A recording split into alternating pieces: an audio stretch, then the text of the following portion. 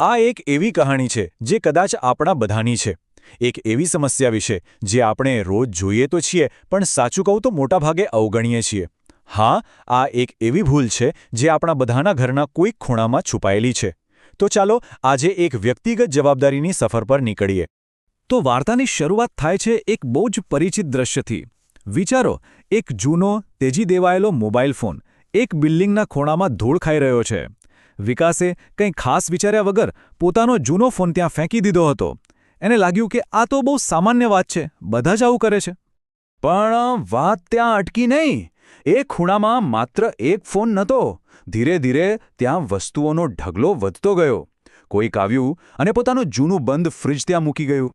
તો કોઈકે વળી પોતાના કમ્પ્યુટરનું જૂનું ભારેખમ સીપીયુ ટાવર ત્યાં છોડી દીધું.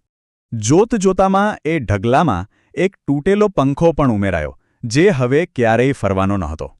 અને હા, સાથે ગૂંચવાયેલા જૂના વાયરોનો ઢગલો પણ આવી ગયો. અને બસ આ દૃશ્ય હવે પૂરું થયું હતું. એક નાનકડો કચરાનો પહાડ. સાચું કહું તો આ જગ્યા એક નાનકડા ઇલેક્ટ્રોનિક્સના કબ્રસ્તાન જેવી બની ગઈ હતી. ઈ-વેસ્ટ એટલે કે ઇલેક્ટ્રોનિક વેસ્ટ, જૂના ફોન, ચાર્જર, ટીવી, ફ્રિજ, આ બધો કચરો. અને આ કહાનીનો આપણો મુખ્ય પાત્ર છે વિકાસ, સુરતનો એક મધ્યમ વર્ગીય પ્રોફેશનલ. એની વિચારસરણી એકદમ સ્પષ્ટ હતી. રિપેર કરાવવાના ઝંઝટ કરતાં નવું ખરીદી લેવું સહેલું છે. પણ ખરી મજાની વાત તો એ છે કે આ માત્ર વિકાસનો જ વિચાર નહોતો. આખી સોસાયટી જાણે આમ જ વિચારતી હતી. કોઈ જૂનું ટીવી છૂડી જતું તો કોઈ ખરાબ થઈ ગયેલું મિક્સર. આ બેદરકારી એટલી બધી સામાન્ય બની ગઈ હતી ને કે કોઈને એમાં કંઈ ખોટું લાગતું જ નહોતું. સમસ્યા જાણે અદૃશ્ય થઈ ગઈ હતી. એક નિર્દોષ પ્રશ્ન. કહાનીમાં વળાંક ત્યારે આવ્યો જ્યારે વિકાસની જિજ્ઞાસુ ભત્રીજી એમના ઘરે આવી. તે સ્કૂલમાં પર્યાવરણ પર એક પ્રોજેક્ટની તૈયારી કરી રહી હતી.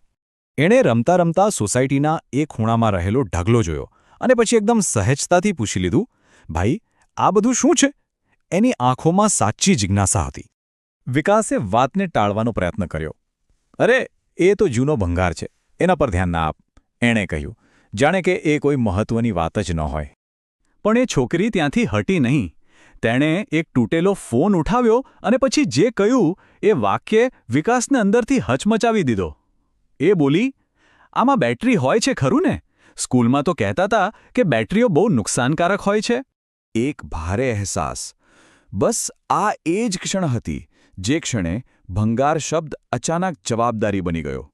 એક બાળકના મોઢેથી નીકળેલો એ સરળ સવાલ વિકાસના દૃષ્ટિકોણને હંમેશા માટે બદલી નાખવા માટે પૂરતો હતો. વિકાસ એકદમ શાંત થઈ ગયો. એ થોડીવારના મૌનમાં ભંગાર શબ્દનો અર્થ એના માટે સંપૂર્ણપણે બદલાઈ ગયો. જે વસ્તુ પહેલાં માત્ર કચરો હતી તે હવે એક મોટી જવાબદારી જેવી લાગી રહી હતી. પહેલીવાર વિકાસે ખરેખર તે ઢગલાને ધ્યાનથી જોયો.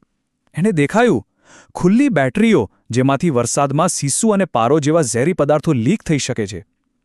તૂટેલા સર્કિટ અને ગૂંચવાયેલા વાયરો. અને પછી એની નજર પડી એના પોતાના જૂના ફોન પર, જે હજી ગયા અઠવાડિયે જેણે ત્યાં ફેંક્યો હતો. હવે સમય હતો પ્રથમ જવાબદાર પગલું લેવાનો. જાગૃતિથી ક્રિયા તરફ જવાનો. એ ક્ષણથી વિકાસને સમજાઈ ગયું કે હવે એ પહેલાંની જેમ આ વાતને અવગણી શકે તેમ નથી. અહેસાસ હવે પગલાં લેવા માટેની પ્રેરણા બની ચૂક્યો હતો. બીજા જ દિવસે તેણે પોતાનું જૂનું લેપટોપ અને ફોન લીધા. બસ એક સાદું ગૂગલ સર્ચ કર્યું અને એને નવાઈ લાગી. ઈ-વેસ્ટનો યોગ્ય રીતે નિકાલ કરવાની પ્રક્રિયા તો કેટલી સરળ હતી. એને નજીકમાં જ એક અધિકૃત કેન્દ્ર મળી ગયું અને જીવનમાં પહેલીવાર એણે સાચી રીતે ઈ-વેસ્ટનો નિકાલ કર્યો.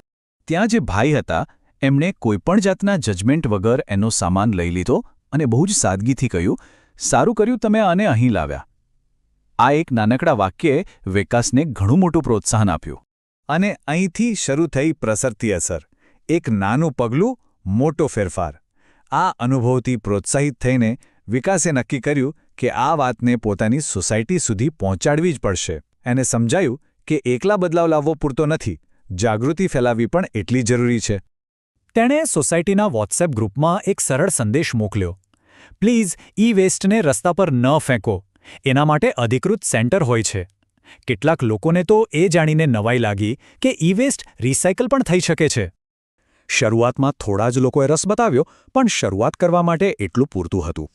જેમ જેમ લોકો અધિકૃત કેન્દ્રોનો ઉપયોગ કરવા લાગ્યા તેમ તેમ સોસાયટીના ખૂણામાંથી પેલો ઇલેક્ટ્રોનિક્સનો ઢગલો ધીરે ધીરે ઘટવા લાગ્યો. એક સાચી દિશા મળી રહી હતી. થોડા સમય પછી એની ભત્રીજીએ એને કહ્યું, ભાઈ, હવે એ ખૂણો ડરાવણો નથી લાગતો.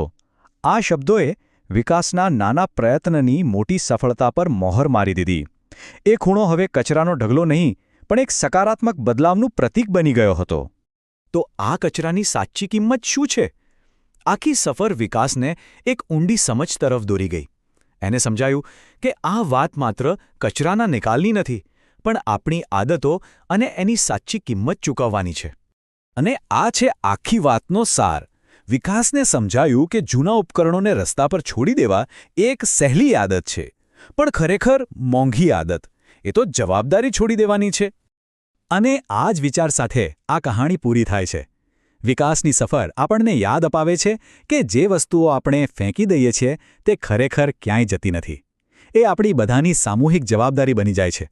અને જવાબદારીને અવગણવાની કિંમત હંમેશા સૌથી વધારે હોય છે. એક કદમ વિકસિત ભારત કી ઓર.